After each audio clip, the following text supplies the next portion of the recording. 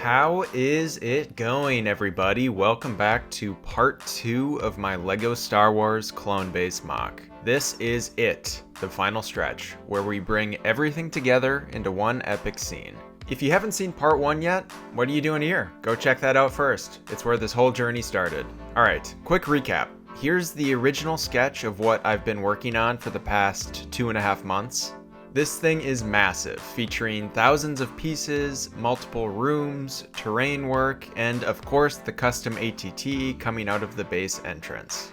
In this video we're finishing it all off, so let's get building. First things first, let's get into some sweet tile time.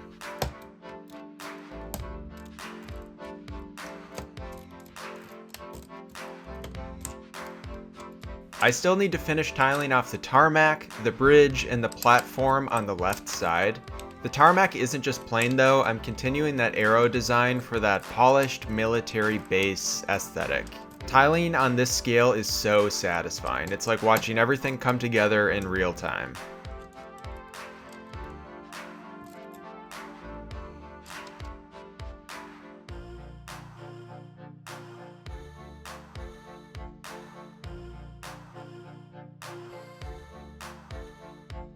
I finished a ton of the base tarmac, got all the large arrows in place, and even started on some tan landscaping.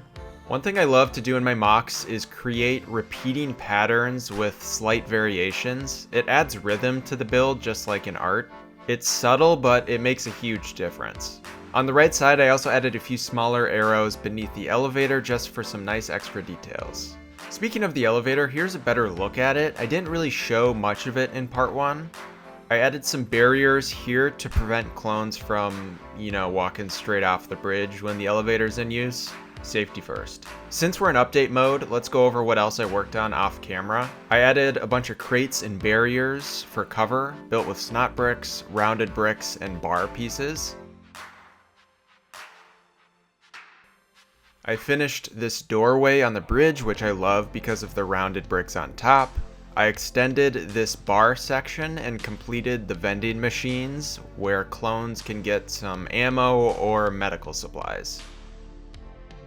I also added a ladder system that will go all the way up the base. I will add a cage around it for structural support and so people don't fall off of it. Alright, now it's time to tackle what's left. I still need to finish the interior. I have 4 different sections that need to be done. The cargo bay, the barracks, the armory / munitions store, and the control center. I also need to finish the landscaping all around the base. Lastly, I need to add all of the minifigures and smaller details like more crates and explosions. Before diving into the interior, I want to finish up the landscaping because honestly, it's one of the most tedious but rewarding parts. I've already picked out the colors. It's mostly dark tan and medium nougat with some regular nougat and olive green accent colors. And of course we're adding some smaller plants and large palm trees to give it that natural, lived-in look. I started by expanding the base with modified bricks that have studs on the side, allowing me to build outward and create more realistic terrain. Next, I bulked everything up with filler bricks. None of this will be visible in the final MOC, so color doesn't matter here.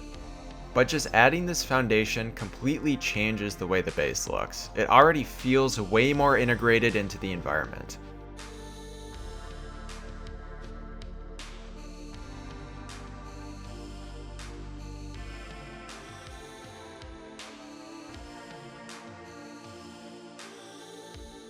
Now comes the fun part, shaping the land. I pulled out a ton of slopes, rounded slopes, wedge bricks, wedge plates, and tiles.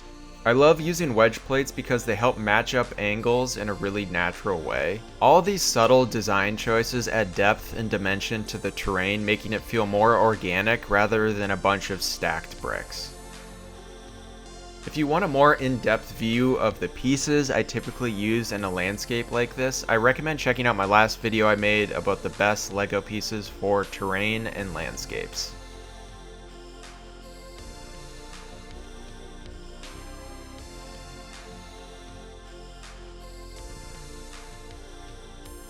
For the color layout, I added pockets of medium nougat mixed with small patches of regular nougat. This layering effect makes the landscape feel textured and realistic, which is exactly what I was going for.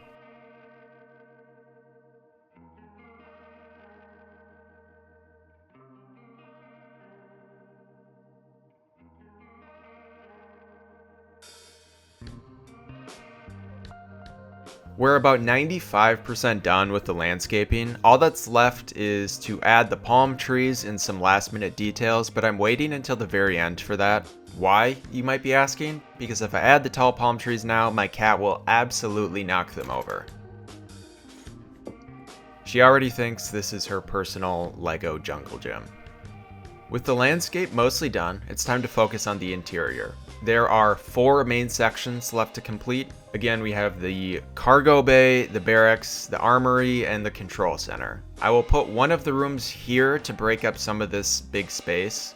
I think I will put the barracks here. This room will be the armory. It's giving armory vibes. Then clones can grab their blasters, exit out the door, head down the bridge to the elevator, and into battle.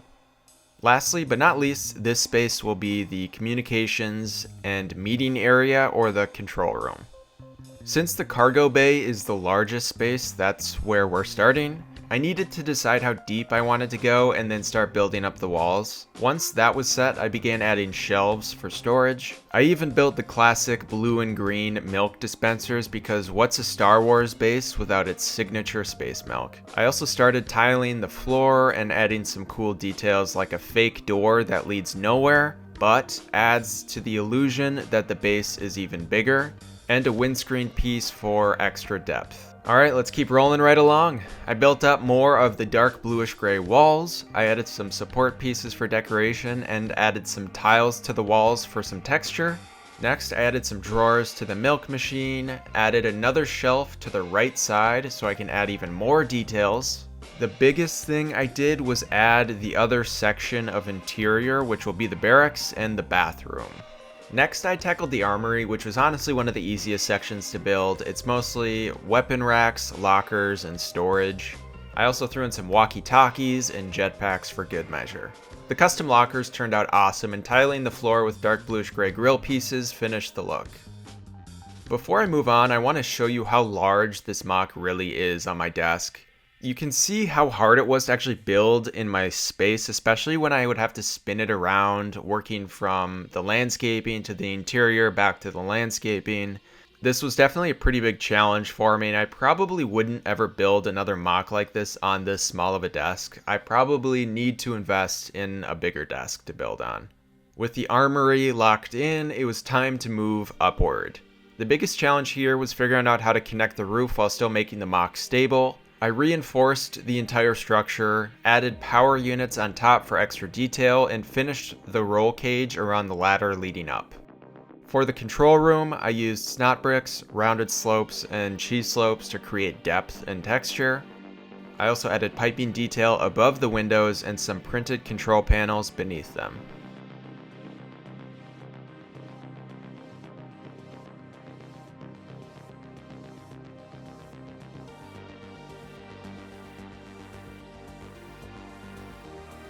This is where everything stands right now. The cargo bay was pretty much done. I just needed to add all the finer details and, well, cargo. I will be finishing the barracks next.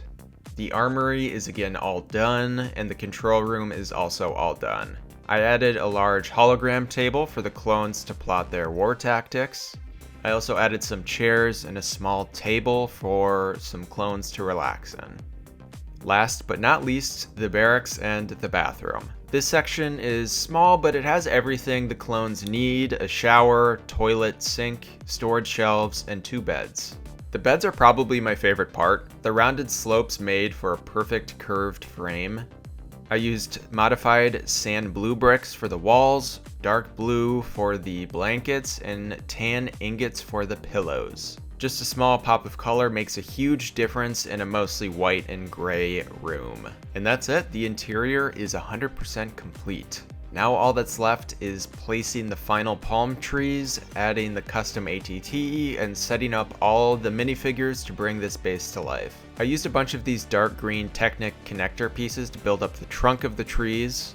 I then used olive green leaf pieces for the palms. Now that the trees are placed down, I placed the custom ATT. I just needed to add the rest of the minifigures and kind of action and battle scenes, and then this MOC is done. Here you can see I already placed down some of the droids. I love the use of the trans blue snowflake piece to give the effect that the droid is exploding from being shot with a blaster.